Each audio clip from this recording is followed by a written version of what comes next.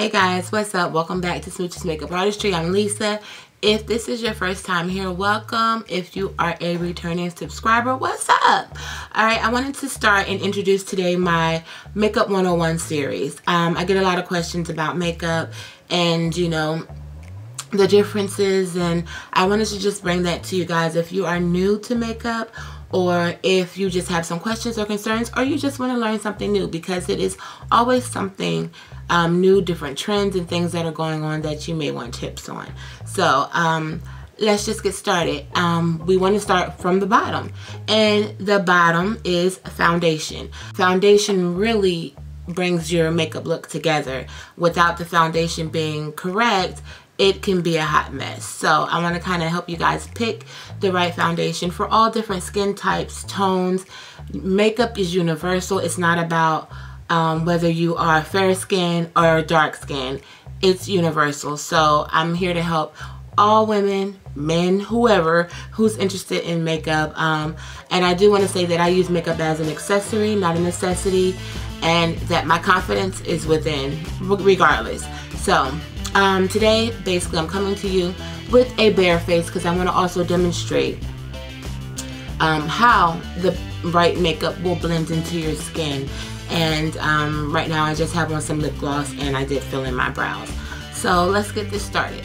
Okay, before we go into foundations, we need to talk about your undertones.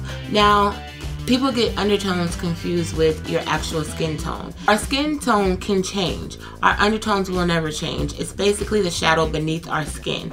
And you can either be cool, warm, or neutral. And I'm going to tell you a couple of quick tips to know what your undertone is, because there are certain foundations that cater to certain undertones, and you need to know that. Check your veins. If they appear blue, you are cool undertones. If they appear green, then you are warm. If you can't really tell the difference and they look somewhere in the middle, then you're neutral. And other tests that I go by is by your jewelry. Try on jewelry. If the metal that looks better on you is silver, then you're cool. If the metal is gold, then you are warm undertones. Okay, and I'm going to leave some good information in the description box, so make sure you read that if you want to learn a little bit more about what I'm talking. I'm trying not to make this video so long, so let's get into foundation. Okay, so with foundations, there are so many types of foundations: liquid, powders, creams, pressed. Okay, I want to try to dig into that really quick. But in order to find a perfect match, let me give you a couple of tips.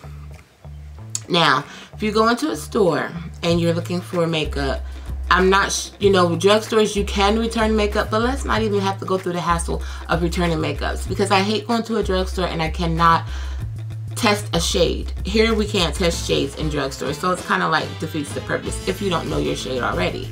But there are charts online that will help you once you do find one shade. For instance, I'm a MAC girl, okay? I love MAC. I love a lot of different shades, or should I say I love a lot of different companies. And I'm actually going to share that with you at the end of the video, my favorite foundations. But I'm a MAC girl, so say for instance I go into this chart and I put my color in MAC, it will then create an entire list of different brands which should match that MAC shade. Now, if they're 100% accurate, I'm not sure, but I've tried it before with Covergirl makeup, and I believe L'Oreal makeup, and it worked for me. So that's the one tip: use conversion charts or use makeup comparison charts. Yeah. Another tip is go to your Sephora, go to your local department stores and get samples. If you do not want to, that's the best thing to do, is get a sample, take it out and try it out in natural lighting. I know a lot of times you go into a MAC store or Sephora, the light is so bright because they're trying to imitate natural lighting, which is the best way to determine how your makeup's going to look. Because girlfriend, I have been there when I put on makeup and I go outside and I'm like, what happened? It's a no-go, okay? You want to make sure that it blends in seamlessly with your skin, so make sure you go out into natural lighting. Take your little compact mirror, take your sample, and try it out, okay? Now, something that I do not do that a lot of people do is match to your neck. Okay, my neck is a different color. Basically, your neck shadows your face. So I don't know why people would say that. Your face and your chest are going to match.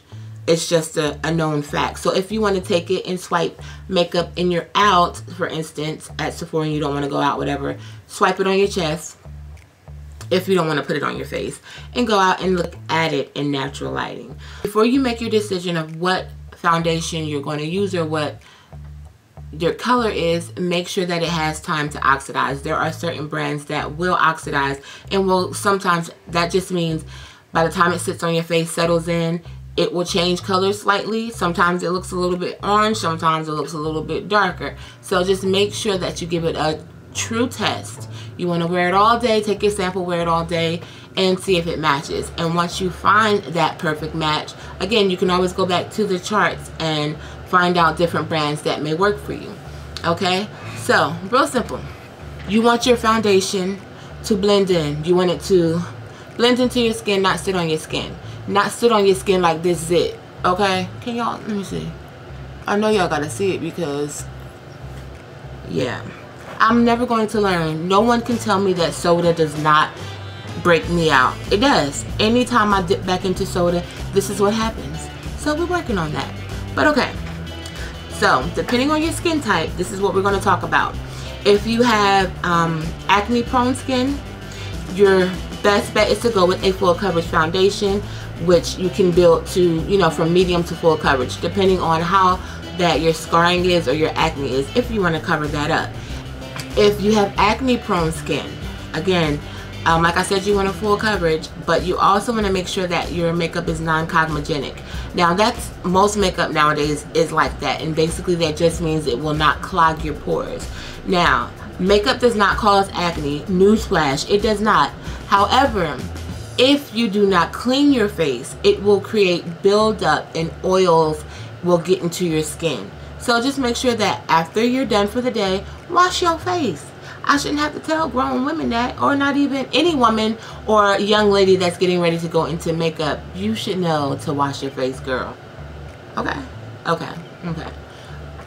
I know you're here with me. I know you're here with me, and I know you know to wash your face. So that's really irrelevant. But let's keep moving.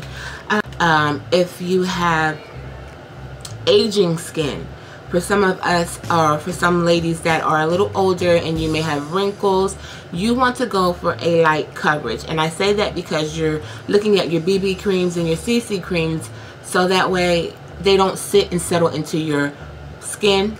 And there are some foundations that will lay right into those creases, and it will not be a good thing. You also want to, with any makeup, you want to use a primer. Primers will help you to close in your pores, fill in those lines, so that if you wanted to venture out and get a different type of heavier foundation, you can do that. But then you have to make sure you have the right primer on, because it's going to make a world of difference. But if you're like me, you want to be carefree, you want a little light makeup for the day, go with your BB and CC creams. If you are, you know, of age, or if you have wrinkles and big pores and you don't want to deal with anything else but just a little foundation, that's what you're going to go for, light to medium coverage. If you have oily skin, your best bet is to go with a powder foundation or a cream foundation. Liquids in oily skin can be hazardous. You know, to each its own, but I would say stay away from that. If you have oily skin, let's try a pressed powder, loose mineral, something like that for your skin.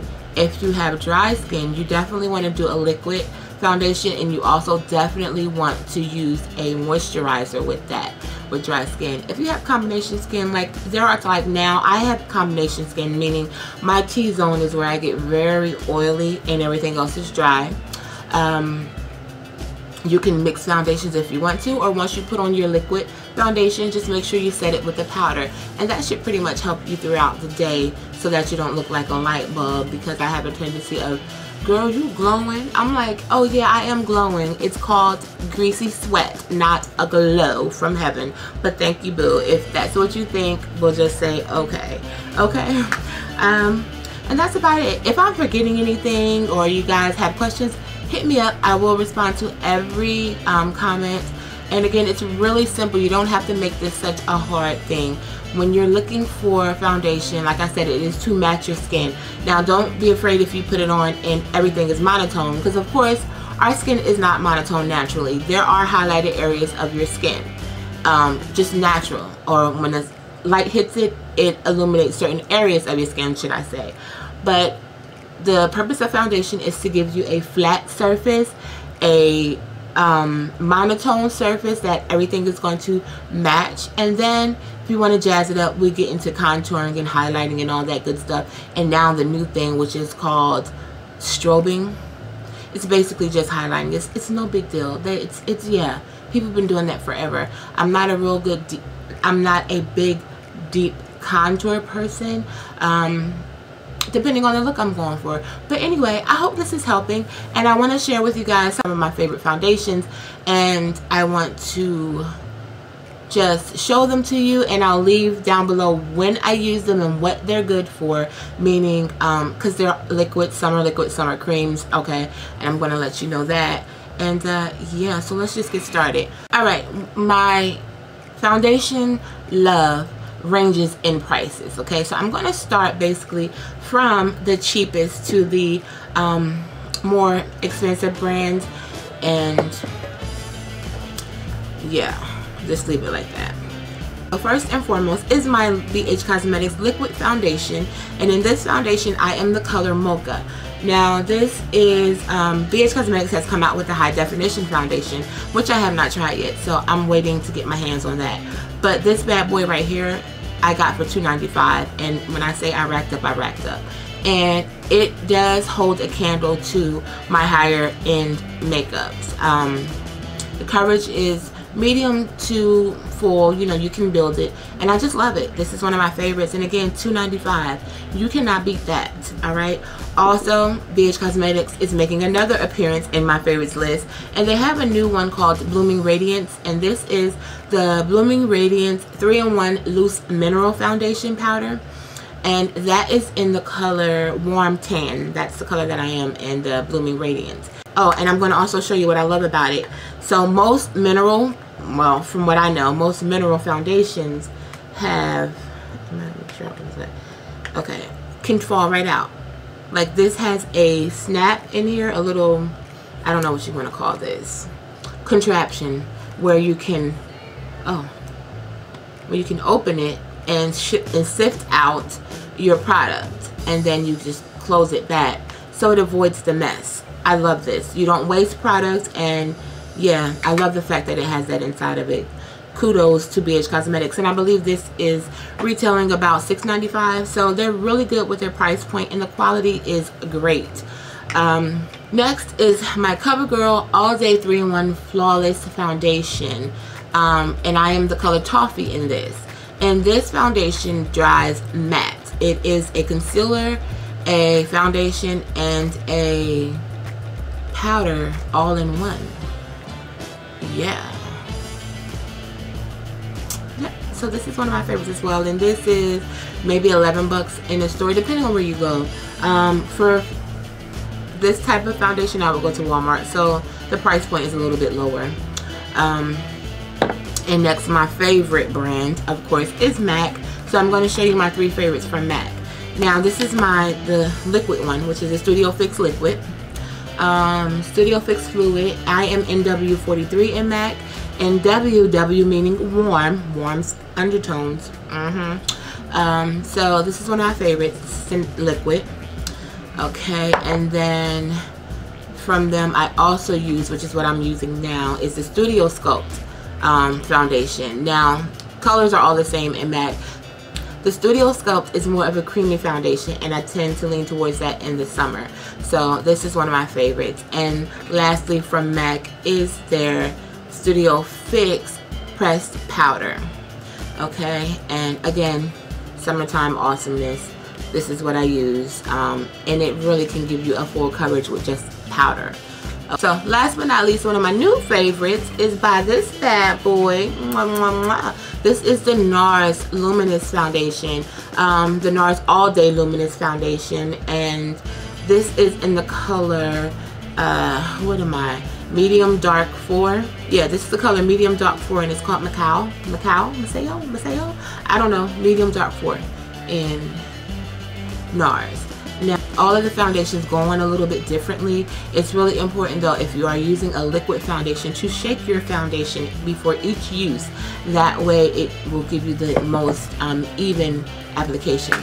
Okay, those are my favorites. I'm going to leave a link below again to the websites, and also just to let you know what I actually do with each of them and why I have so many favorites instead of just one for all year round. I didn't want to make this video so long, and I hope that I answered some questions, and if I didn't in this video, it will be below. Thank you guys so much for watching. Let me know what you want to see next. Alright guys, so I wanted to show you how I apply my foundation.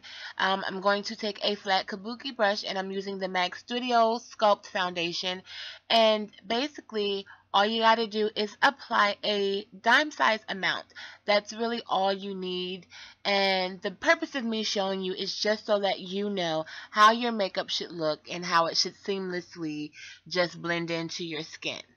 So I'm just distributing it all over, and then I'm going to take that flat brush and I am going to blend it in circular motions, and doing it and using this technique is going to make the foundation appear a little bit more airbrushed, so it will have a seamless and flawless finish.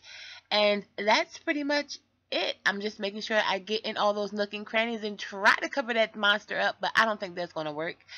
You want to make sure you hit that chin and your neck and just blend it in, and yeah, that's how foundation should look once it is in and it's completed, and it should blend in with your skin. It should not change your look completely. It should blend in and just make your skin appear a little bit more flawless. That's the purpose of foundation.